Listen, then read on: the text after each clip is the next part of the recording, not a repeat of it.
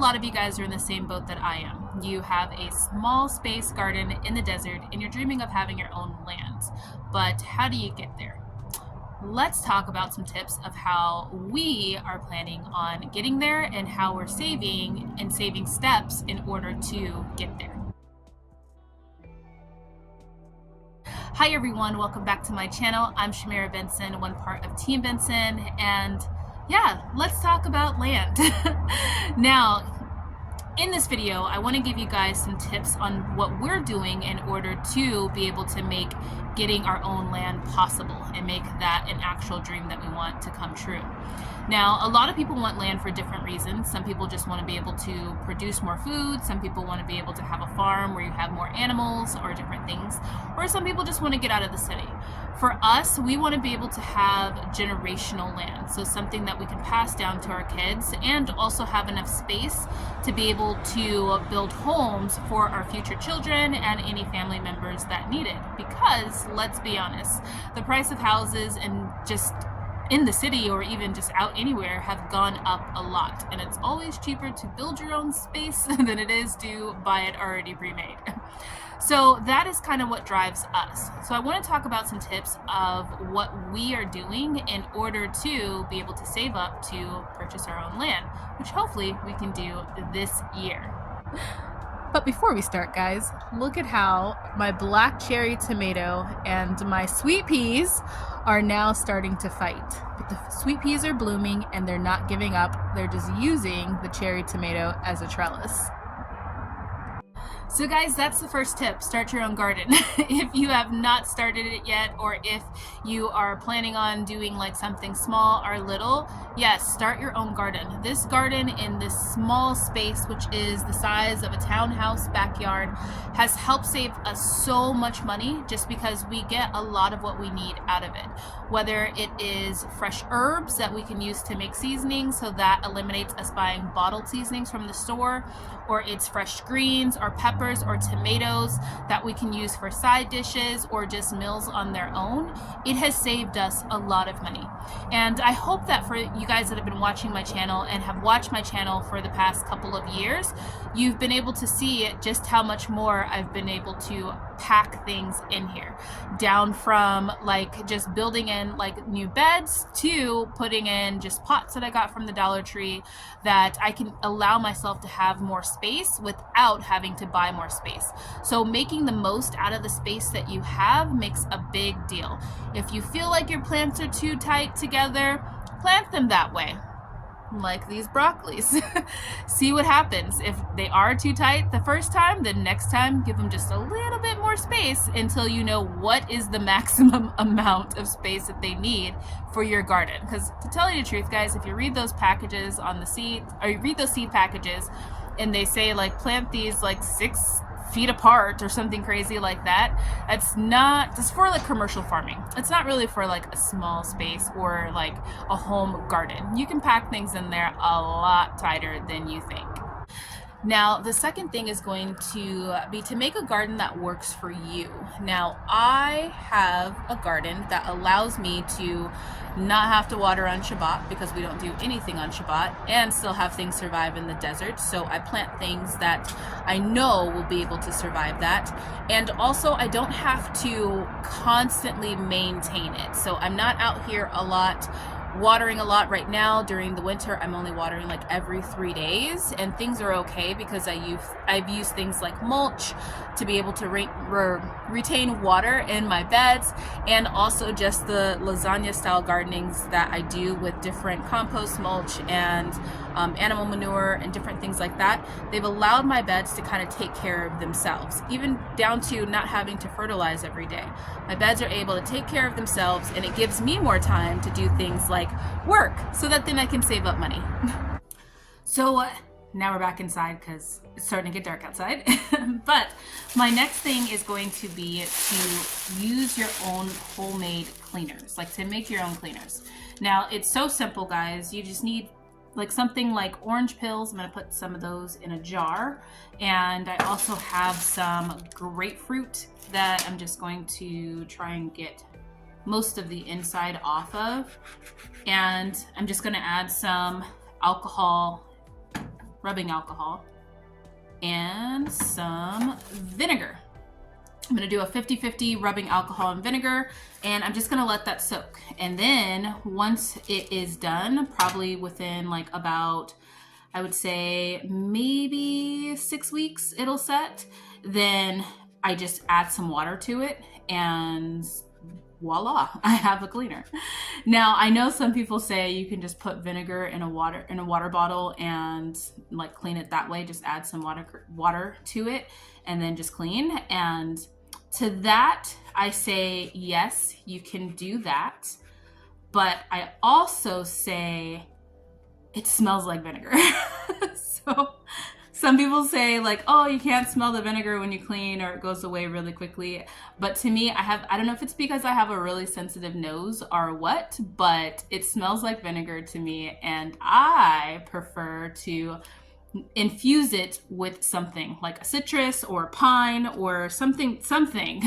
I've even used eucalyptus oil, if you guys have watched some of my other videos, or eucalyptus leaves to make like a eucalyptus cleaner, and all different types of things.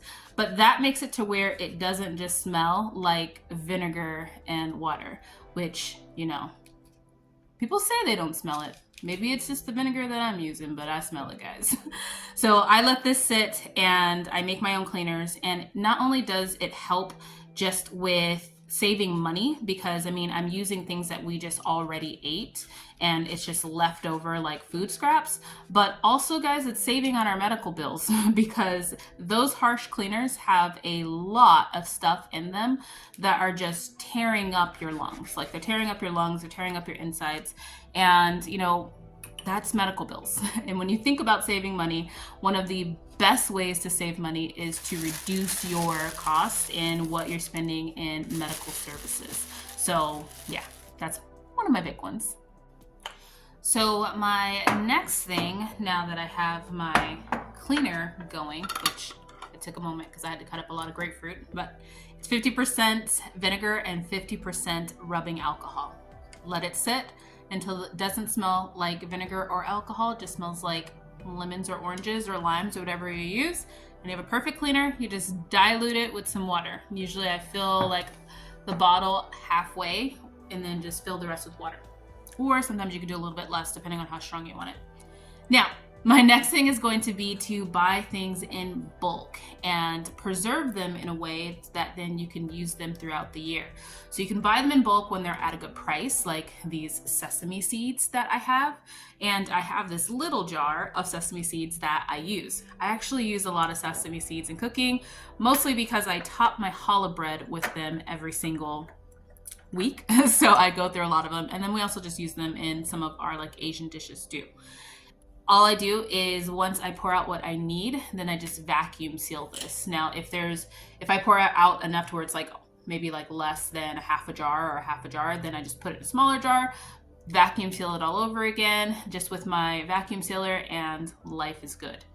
Now, one of the other things I do too is I like to get mushrooms when they're at a good price. So mushrooms can be really expensive, but fresh mushrooms only last in a grocery store for so long. So they tend to go on sale a lot. And every time they go on sale, like these ones are shiitake mushrooms, which are normally like $5-6 a case. I got these mushrooms, I want to say I canned these with you guys in August of 2022.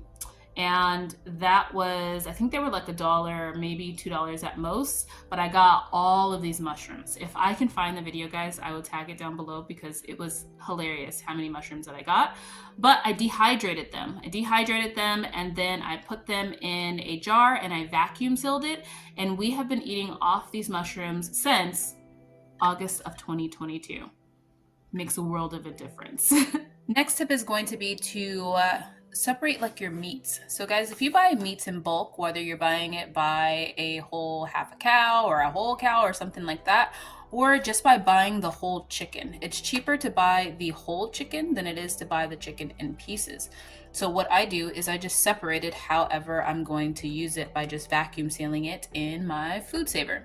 So this one has one breast, this one has one breast, and then this one has one leg, two wings.